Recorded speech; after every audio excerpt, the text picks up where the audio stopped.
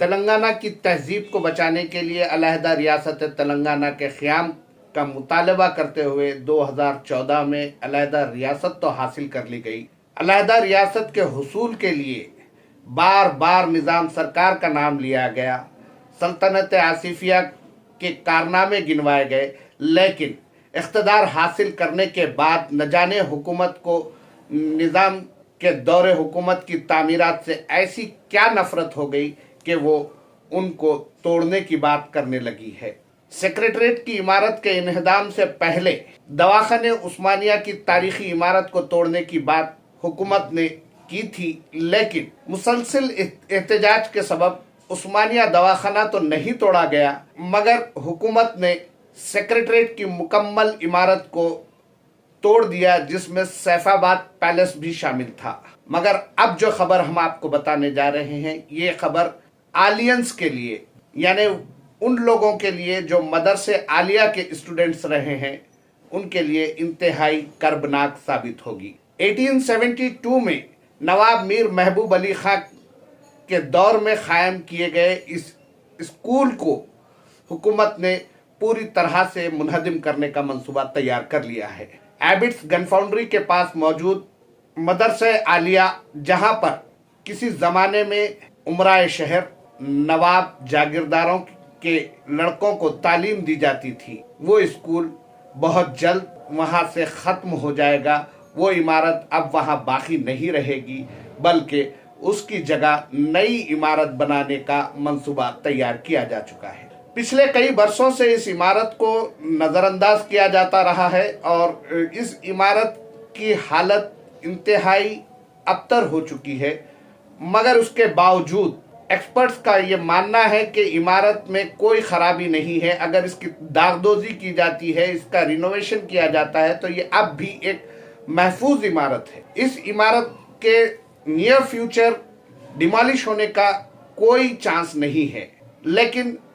Government of Telangana کی جانب سے جو منصوبہ تیار کیا گیا ہے، اس کے مطابق 25 ایکڑ پر موجود اس مدرسہ عالیہ کو پوری طرح سے صفحہ ہستی سے مٹاتے ہوئے اس کی جگہ ایک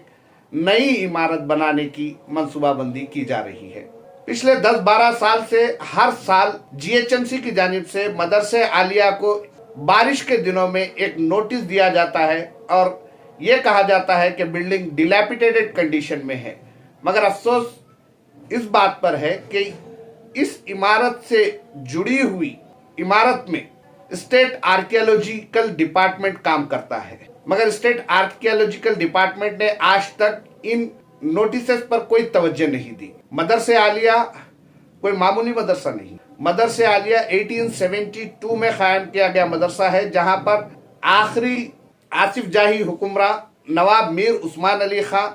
ان کے علاوہ نواب مکرم جاں بہادر نے بھی تعلیم حاصل کی۔ مہدی نواز جنگ اس اسکول کے اسٹوڈنٹ رہے۔ مدرسہ عالیہ کے اسٹوڈنٹس نہ صرف ہندوستان میں بلکہ دنیا کے کونے کونے میں موجود ہیں۔ آج بھی آلینس کا ری یونین دنیا کے کئی مقامات پر ہوتا ہے۔ کینیڈا، امریکہ، آسٹریلیا، لنڈن، اس کے علاوہ ہندوستان کے کئی شہروں میں آلینس کا ری یونین ہر سال منعقد ہوتا ہے، لیکن اس کے باوجود حکومت تلنگانہ مدرسہ عالیہ کے تحفظ کے بجائے اسے منہدم کرنے کا منصوبہ تیار کر رہی ہے۔ عثمانیہ ہاسپٹل کو منہدم کرنے کی کوشش کی گئی۔ جب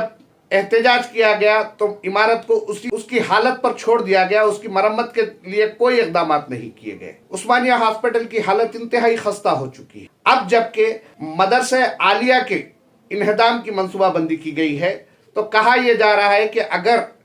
اس پر بھی احتجاج کیا جاتا ہے تو اس عمارت کو بھی اس کے حال پر چھوڑ دیا جائے گا، بلکہ پچھلے 10-12 سال سے عمارت کو اس کے حال پر ہی چھوڑا جا چکا ہے۔ لیکن آلینس کی یہ ذمہ داری ہے، مدرسہ عالیہ کے اسٹوڈنٹس جو رہ چکے ہیں ان کی یہ ذمہ داری ہے کہ وہ شہر کی اس تاریخی عمارت، اس تاریخی اسکول کو بچانے کے لیے اپنی کوشش کریں اور حکومت کو مجبور کریں کہ حکومت اس اسکول کے رینوویشن کے ساتھ اس اسکول کی موجودہ عمارت کو برقرار رکھتے ہوئے कोई और काम करे। मदरसे आलिया की यह खसूसियत रही कि उस स्कूल में सल्तनत आसिफिया के दौरे हुक्मरानी के दौरान अंग्रेजी पढ़ाने के लिए ब्रिटिशर्स, अरबी पढ़ाने के लिए अरब, फारसी पर्शियन पढ़ाने के लिए ईरानियन असातिज़ा का तखर्रुर किया गया था। इस स्कूल से कई लोगों की यादें वाबस्ता है। इस स्कूल की इमारत सिर्फ एक इमारत नहीं बल्कि हैदराबाद की तारीख का एक हिस्सा है। 1872 से अब तक की तारीख इस स्कूल की दीवारों से जुड़ी हुई है, लेकिन हुकूमत इस स्कूल को मुनहदिम करने का मंसूबा तैयार कर चुकी है। 2014 से पहले आंध्राई हुक्मरानों के दौर में ऐसी कोई कार्रवाई नहीं की गई थी जिससे आसिफ जाही सलातीन, आसिफ जाही हुक्मरानों की तारीख को मिटाने की कोशिश हुई हो। लेकिन 2014 के बाद निज़ाम का नाम लेकर इख्तिदार हासिल करने वालों की जानिब से ये कोशिश की जा रही है कि आसिफ जाही हुक्मरानों की जानिब से की गई तामीरात को ख़त्म किया जाए। तेलंगाना राष्ट्र समिति हुकूमत को चाहिए कि वो अगर इस इमारत का तहफ़्फ़ुज़ नहीं कर सकती तो वो भी